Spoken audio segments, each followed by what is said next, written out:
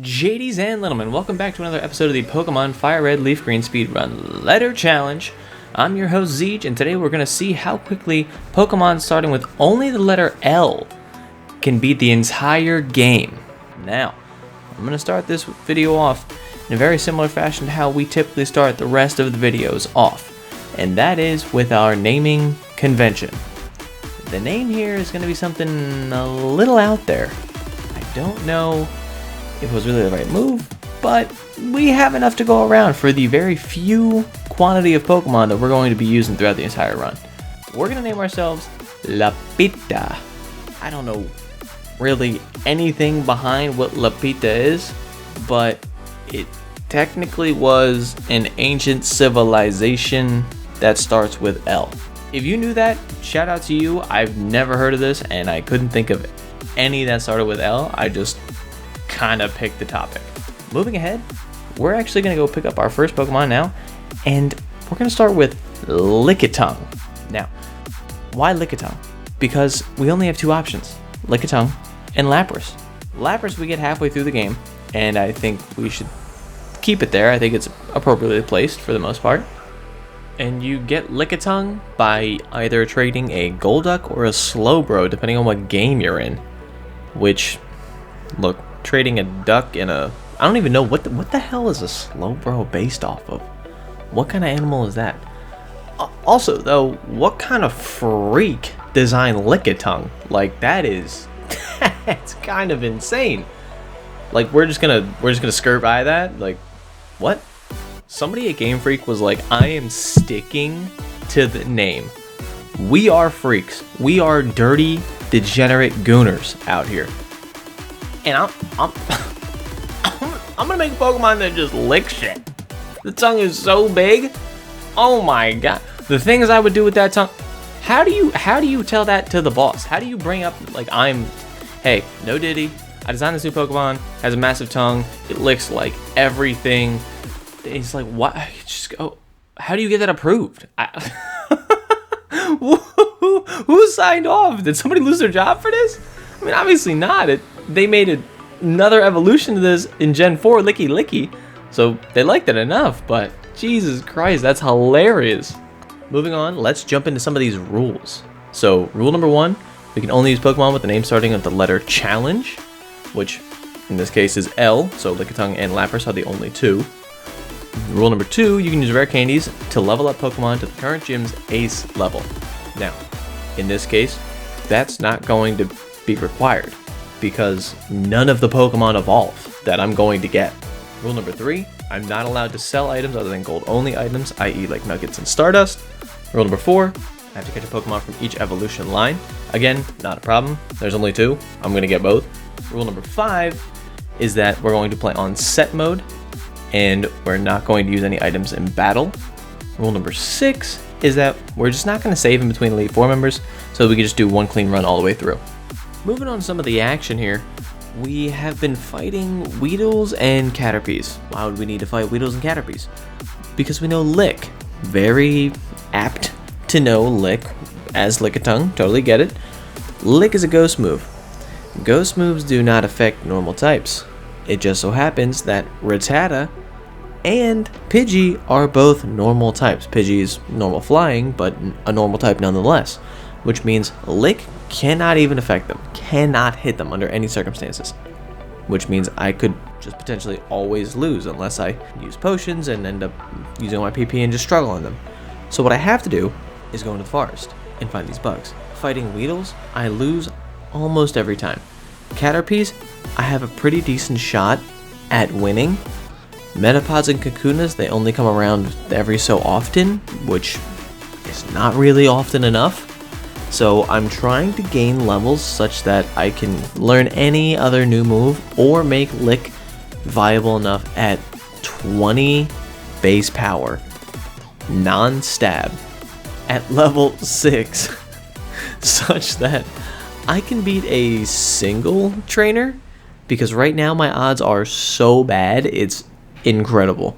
So we made it to level 6, finally. We're getting some damage done. Again, Kakunas and Metapods are really going to be the bread and butter here. The paralysis doesn't matter. the defense increases do matter, unfortunately. Ghost moves are physical.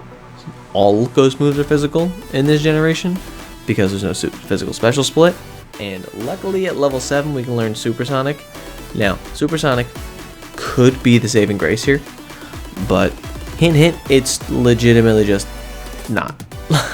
It's only a 33% chance to even get hit in confusion, and on top of that, Supersonic is only, what, I think it's like 60% accurate. Like, it is really a bad move. So how do you even, like, I'm trying to envision Supersonic coming out of Lickitung's mouth with the huge ass tongue just sitting in the fucking way, and I can't do it. I don't know about you guys, but I really have no idea how this is coming out.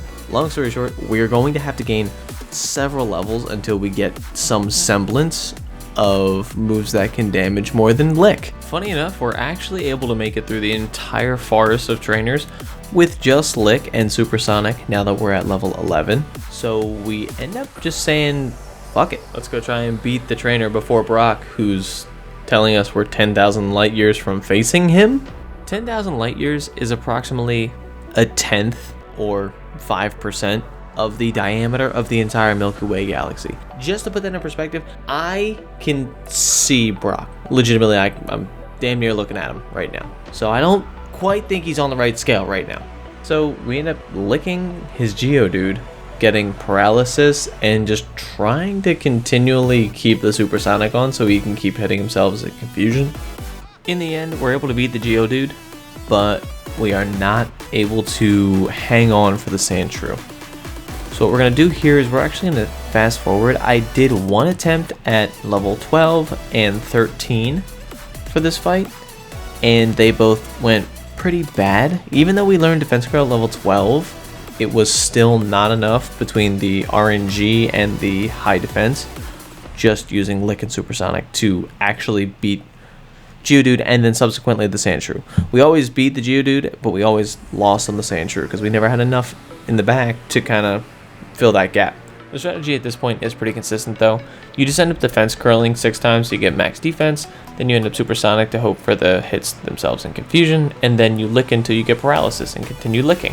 Which again, like, Game Freak kind of really thought of it all. Licking paralyzes somebody. Licking another Pokemon would paralyze them. You twisted tongue!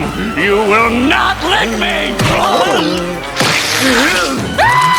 Honestly, if I got into a fight and somebody tried to lick me, I damn sure might be paralyzed as well. Like, what are you gonna do? It's like the age-old concept of first thing you do when you get into a fight is you take your pants off. Hold up, wait a minute, something ain't right. And everybody's like, oh, I'm not gonna fight.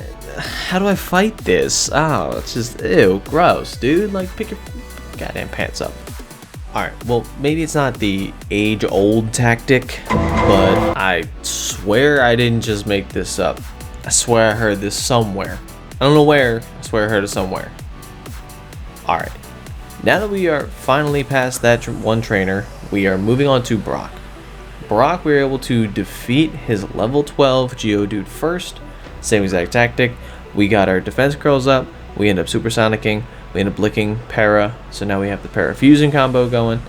And against Onix, as long as we're not really, okay, well, maybe, okay, you know, we're doing very well. The bind is a problem, okay, the excess damage over time. And we just don't get lucky enough. That's the real issue here. All Onix needed to do for us there was hit himself in confusion one more time, and he just could not pull that out. Really unfortunate, but that just sets us up to run right back in there and start licking this ball. We just licking these balls. Geodude is a ball with 2 arms. Onix is a snake that is made out of balls. So in all reality, we're just licking balls. But I'm serious. These are the kind of guys you like to smack in the ass. Now, rocky balls, but we're licking balls. So we end up taking out the Geodude. Onix, set him up, hit the confusion, start licking for the para, start licking for the damage. We're down to about half. Half is kind of a decent spot because Parafusion's pretty good. Again, just gotta get lucky. So he hit himself twice, snapped out of confusion, hit with a rock tomb. Oh, we're clutching this one. Absolutely. Without a doubt. We need one more. Oh no. Oh no. Oh no. Okay. Oh yes. Oh yeah. Oh yeah. So we finally end up beating Brock and we get through Mount Moon. The issue with Mount Moon is that it was also just very slow. Like, we are not strong at all. What we do get the end of Mount Moon is Mega Punch. Now that we know Mega Punch, we're just gonna go straight into Misty and hopefully win this. I mean, we learned Stomp right after killing the Staryu, which is great because Stomp has a chance to flinch, but right now we're gonna stick with the Mega Punches. We were actually gonna win if they didn't Super Potion, but unfortunately, because they did, now we're going to lose. So I think we could just win this time. So we're gonna run back in, try one more time. They wasted the Super Potion on the Staryu, and Staryu does a lot less damage with the Water Pulse, so we are in pretty good position right now. Starmie actually Water Pulses us, gets us down really low. We Rock Tomb and then Mega Punch, and we take the win. The Rock Tomb put us in a speed advantage, so we were able to get another 2 shots off as opposed to potentially missing out on this opportunity to kill the Starmie because we were too slow. So that was perfect, beautiful execution there. We move on to the rival. The rival, we're kind of struggling with the Pidgeotto right now. We get a lot of sand attacks, so we end up missing a lot of moves. That was also seen on the Rattata, and Abra obviously can't hurt us, so it's not a problem. Bulbasaur is faster than us, so despite the Leech Seed, that doesn't kill us, still end up dying to Bulbasaur because the Vine Whip went first afterwards. Paris, we just have to have die because he's on our team for cut, so we can get into Surge. As a heads up, Paris did end up dying, so we're doing the rival fight over again. In this case, we're going to lead with Rock Tomb again. We're only going to get 1 sand attack, which is nice. Kind of. Ideally, it'd be 0, but, you know, I'll take 1, I guess. We end up killing Pidgeotto, one-shotting the Rattata, one-shotting the Abra, and here's the big question. So, Bulbasaur is going to see this again.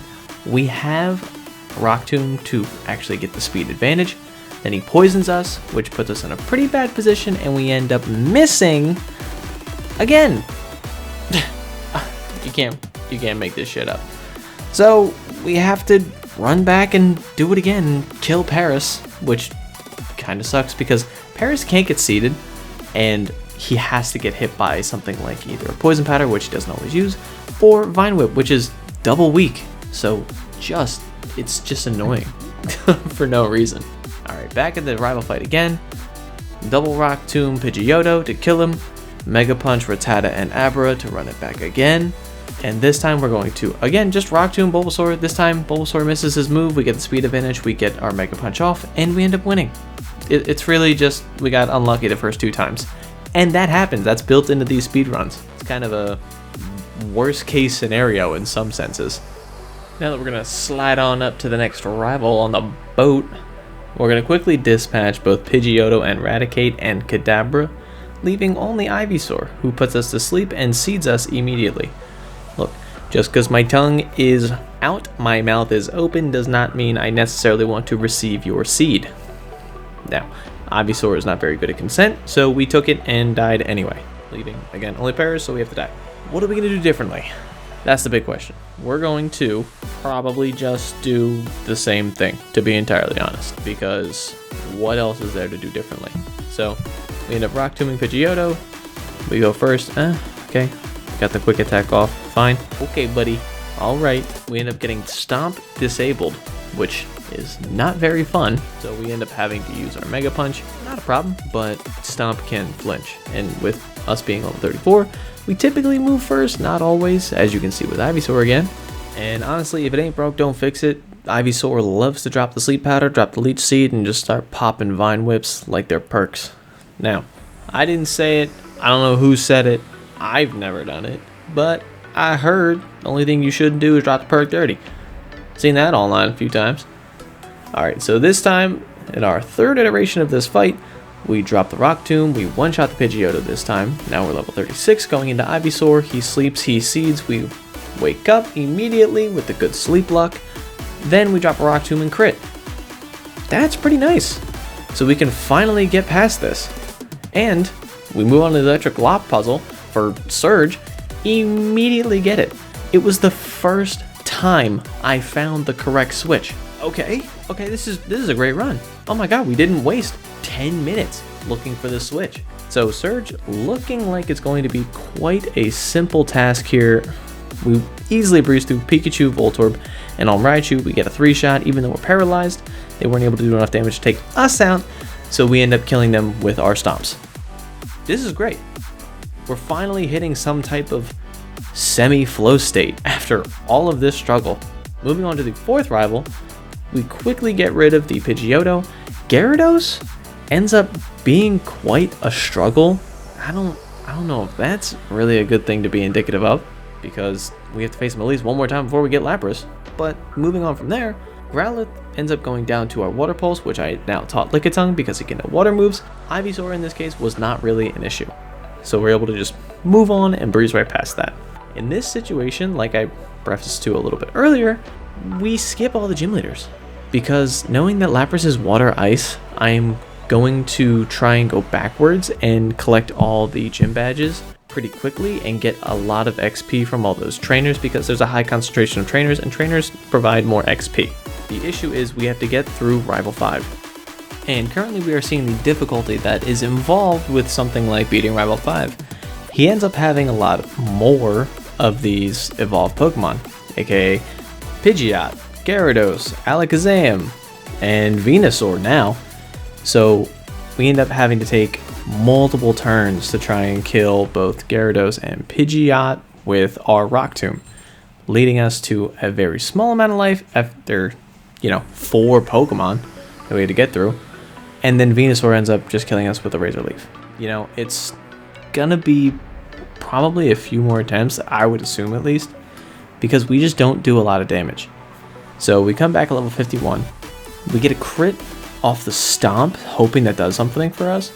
We want to go Rock Tomb in the Gyarados so we can get the slow so we can be faster. Now, if he Dragon Rages again, then we're in another bad spot, which he did. So we're in a pretty bad spot, I want to say. We one-shot Growlithe with Water Pulse. Alakazam sets up a Reflect, which is the worst thing we could do because all of our moves are physical. Of course. Thank you, Alakazam.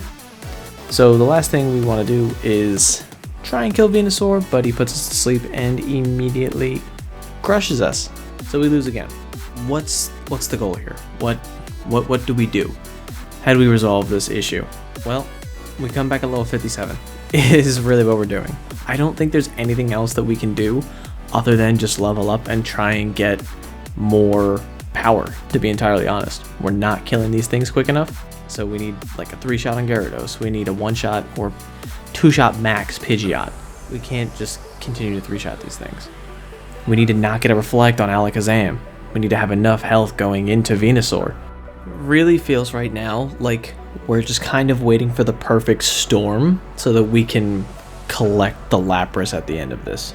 I mean, for example, going into this next Venusaur fight, we're level 58, we're asleep, we have 62 health, and it looks like we can take one more Razor Leaf minus crit. But okay, we wake up, but it just doesn't matter. Like, we just need more levels. Like, we just need to be more experienced, and this is going to cut into that time.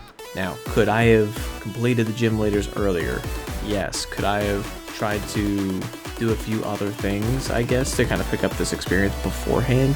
Yes, but that's part of the process. Like, I'm going to plan through some of these things as much as I think I can do, and then if I hit a wall, I hit a wall. So I'll kind of reset some of the spots if I'm like looking something up, but mainly as far as these resets go, I'm just taking the punches. I'm not doing a perfect speed run like to the T. It is 1, on speed up because I need to have it on speed up, and 2, like sometimes we're going to fail or have a flaw in our thinking, analysis, so on and so forth. And I think that's captured pretty well here. And I think that's part of the process here. Like, everybody that's viewing is taking the licks from Lickitung just as non-consensually as every other Pokemon in this game is. And seeing how often his tongue gets shoved up his own ass and he fucking dies. Oh my! Can you eat pussy like that? We end up beating the rival this time and collecting our Lapras. The only reason we beat the rival 5 is because Venusaur ended up missing 2 Razor Leafs in a row, which at 95% accuracy, that was a 0.25% chance of happening. So let that sink in. And our Lapras's name is going to be Lupin Bam. Then, now that we have our Lapras, we're able to go back to Erica, Ice Beam through the entire thing. The Giga Drain and the Paralysis was something that we were concerned about for a little bit, but it ended up working out. We just Ice Beam and one-shot everybody, and the Paralysis didn't stall us enough to the point that it was going to be too much of an issue. When we jump over to Koga, the issue we're having is Muck. Now, I think I've stated this before, but Muck is a physically and specially defensive wall. So our Body Slams, our Surfs, and Ice Beams, they just all don't work well enough to really whittle him down at the rate that we want. Ideally, it would be a 2-shot. In a perfect world, it's a 3-shot. We were over that, especially after the Minimize, where we just can't hit because our luck kind of sucks. So all of this kind of leading up to a perfect storm of we're not going to be effectively beating him right now. What can we do about this? We have this huge wall in front of us. I think the best thing to do is to go talk to a friend of ours named Mr. Psychic. Because yes, Lapras is able to learn Psychic. Did not know that until doing the research for this game, this playthrough, in which that was really freaking cool. Because who the hell thought that Lapras was going to be able to learn Psychic? So we end up learning Psychic and we take out Koga the next shot. It did get a little dicey for a second because we have 58 health going into Weezing coming out of Muck, but our Psychics were able to fight through the smoke screen that Weezing dropped, so we end up winning against Koga. So once we're done with Koga, we can move on to Blaine. Go through all the water to get there, and let's be honest, I mean, Blaine is all fire types, and we have a Lapras. We're just going to Surf Sweep the shit out of him. I mean, Fire Blast from Rapidash does some damage, but not a problem, and then Fire Blast from Arcanine also does pretty good damage and gets a burn, but it didn't matter. Jumping over to Sabrina, it's just, she also really is never a problem. Like, she doesn't really Psychic enough with her Alakazam, her Venomoth is weak to so many things, Kadabra is frail, like all of her Pokemon are frail. Mr. Mime, just this kind of set is bad.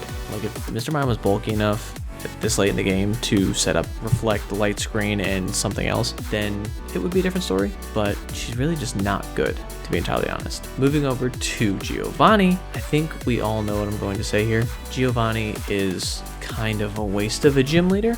It sucks because, I mean, Nidoking, Nidoqueen, and Dugtrio, like that's pretty unique. I like both Nidoking and Nidoqueen. Dugtrio I think is a pretty cool Pokemon, but really horrible execution. Rhyhorn sucked, and I don't know, it could have been so much better. Really upset with that. But for the purpose of this video, Lapras sweeps the shit out of him. So that's very nice. Now, we go over to the next rival fight, Rival 6. Rival 6, we're actually able to take down the Venusaur that comes out. We're actually able to take out the Venusaur relatively easily between our ice moves being Ice Beam and Psychic being both super effective.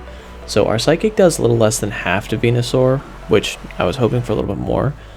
But our Ice Beam being stab and what, 90, 95 base power, 100% accurate, it takes out Venusaur the rest of the way. The Gyarados is going to be a potential issue going into this. Alakazam, like my Body Slam is good, but it's not that good. My body don't really work like that. So we end up having to use an Ice Beam to take him out. And I don't know if that gives me a good sense going into the last champion fight. I like to use this as kind of a screening to see where we need some help, what we can use, what we can't. And that didn't instill a lot of confidence in me. So what we do to kind of combat that is learn Thunderbolt, because Lapras is a jack of all trades and can learn shit like Thunderbolt, yet on this Pokemon's level. Thunderbolt is also going to help us with something like Lorelei, where theoretically an ice type trainer, but in reality a water type trainer for all intents and purposes. The only true ice type that isn't also a water type that she has is Jinx. This is exemplified by the fact that, I mean, Thunderbolt is taking out both Dugong and Slowbro in 2 shots. I mean, I had to surf the Cloyster, which doesn't really count because special defense is so bad, it's ridiculous. Her Lapras, I'm expecting to also be a 2-shot. Which brings us to the point of losing Body Slam for Jinx is not the best, but in reality, I think what we gain in Thunderbolt going down the line, especially with taking out Gyarados as well as the majority of her other Pokemon, we can kind of get that back. We ultimately just end up whittling her down, and then we use Surf, so that just takes her out. As far as the whole Lapras situation, and I do recall myself saying something along the lines of, it's gonna do-shot her Lapras. That shit did not happen. And what that was unfortunate, because we almost lost. Having Thunderbolt, we literally almost fucking lost. Because we were the ones that got paralyzed from Body Slam? That's absurd. It was actually a 3-shot, and Citrus Berry healed her outside of healing range, but we end up getting paralyzed twice. Look, we beat her, I'm over it, but that's so fucking annoying. Alright, moving on to Bruno, who kind of is an Elite Four member, and in this case actually is an Elite Four member, because Ice type is weak against Fighting type, and Normal type is weak against Fighting type. So I have 2 types that are very weak to Bruno. It ends up actually losing, which is kind of shocking because Bruno is generally so bad. Lapras can come back a little stronger, Lickitung can come back a little stronger. What we end up needing to do is honestly just kind of do the same thing that we typically do in this position, because we've beaten all the other trainers for the most part. We just kind of go back into the Elite Four until we get some more levels, and then I present you with the next obstacle that we have in our way. So we go back to Lorelei, now at level 63 for Lapras, which is 4 level difference from when we lost last to Bruno, and our Thunderbolt tech is working pretty smoothly. There's not really any problems. Sometimes Slowbro does use Yawn. Yawn could be an issue, obviously. We don't want to fall asleep, especially because we're so close in level and we have decent bulk, but we're not the strongest we've ever been. So we do want to just make sure that we switch out to Lickitung and or from Lickitung back to Lapras so we can break that. Lickitung actually ends up dying here, which obviously makes sense. He's not a very good Pokemon for all intents and purposes, but in doing so, he was able to get out the rest of the full restores and kind of whittle down Lapras so he could also use his Citrus Berry. Now, the last person is Jinx. Fortunately, 2 Surfs take her out. Again, she is so frail, physically and specially defensive. Jumping over to Bruno. Bruno has essentially the same exact situation that we're doing as previously. That would entail our lovely Surf the Onix's strat, and honestly we could Ice Beam as well, not really a big deal, but essentially we want to Psychic and see if it's going to one-shot the fighting types. So far, Hitmonchan does not go down one-shot, use a full restore, we get the Psychic again. Then we go to Hitmonlee, doesn't one-shot. Then we go to Machamp, doesn't one-shot, but we do get over 50%, and then we're able to Psychic the rest down after the Citrus Berry. And unfortunately, Lapras dies to Onix on the double edge, because for some reason Onix is faster than Lapras. Who would have thought? Lapras is literally the transport Pokemon, but I'm gonna digress. And Lickitung is able to come in and use the Water Pulse that we taught him way at the Pokemon Tower. Oh my god. Now Lapras is in again for Agatha, is able to take out the first Gengar, but does get Toxic Poison. The Toxic Poison is going to slowly increase over time. It's actually going to double the amount of damage that it does every single turn. So we are a ticking time bomb, unless we switch out, in which case we did, to reset that time. Now, the issue is Lickitung is, dare I say it again, bad. So Lapras ends up needing to come in, and unfortunately, we can't beat the timer before we bite the dust. So that's really how it goes, and honestly, like, we were so close. If we don't get Toxic on turn 1, then we can probably just beat Agatha. So that's the thought, at least. Unfortunately, if you're noticing our Lorelei next fight here, we are now at level 69, which means we absolutely did not immediately get back to Agatha. This is because there's still this variation between Bruno, to be entirely honest. Like, between Bruno and even doing Agatha again, nothing is consistent right now.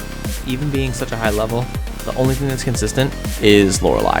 Lapras got the moves for Lorelei, so we just end up wiping Jinx right there, and Lapras on Lapras action. This is just a Thunderbolt to get 75%, Citrus Berry back up, and then we Thunderbolt again. So we get the good range this time. Now we go into Bruno. This time we're just gonna Ice Beam Onix. It doesn't really matter, Surf or Ice Beam, obviously. Then, once we get to Hitmonchan for the first time, we can one-shot. Similarly with Hitmonlee, we can one-shot. Machamp, we get a good range with a Citrus Berry recovery. Then we two-shot with the Psychic. Onyx, obviously going to be another one-shot, but he is still faster. What kind of EV spread IV situation do we have? Do I have the slowest Lapras in the world? Like, what kind of garbage is that? Ugh, okay. It's so weird.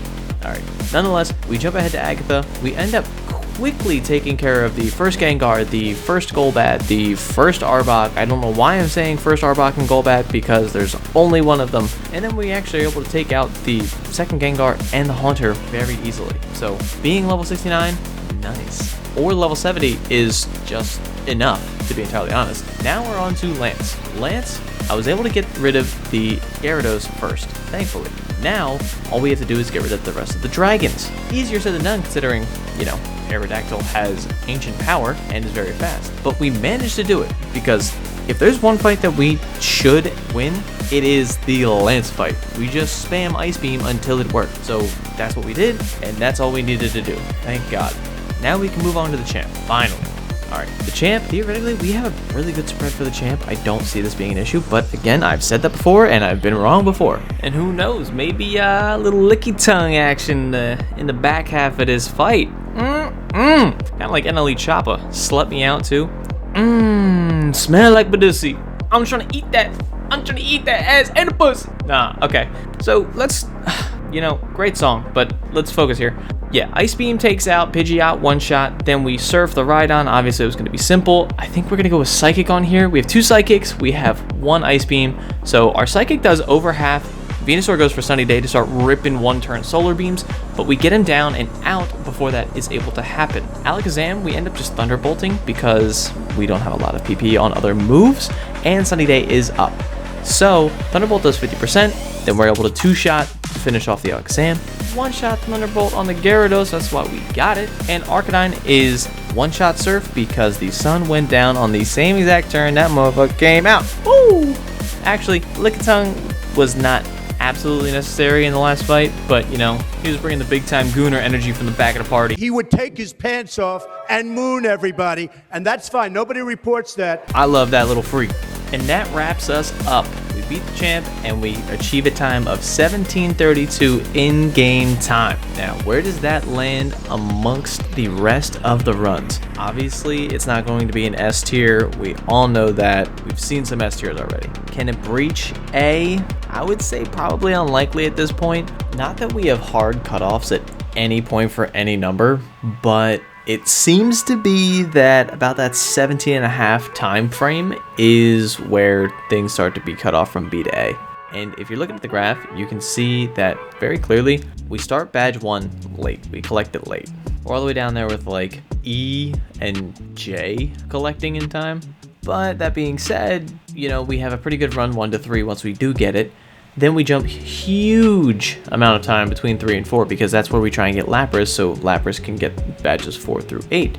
So we have almost a flat plateau, badges 4 through 8. And then the Elite 4 is another just massive spike. So where do we rank this? I mean, I think it's got to be the quintessential top of B tier. It seems like it's going to be the perfect place. I mean, G just felt better to me. It was a little bit faster and it felt a little bit better with the variety and the amount of Pokemon that I used. So I think L is top of B. That being said, I appreciate everybody who watched, and don't forget to like, comment, and subscribe. This is Zeej signing off. Peace.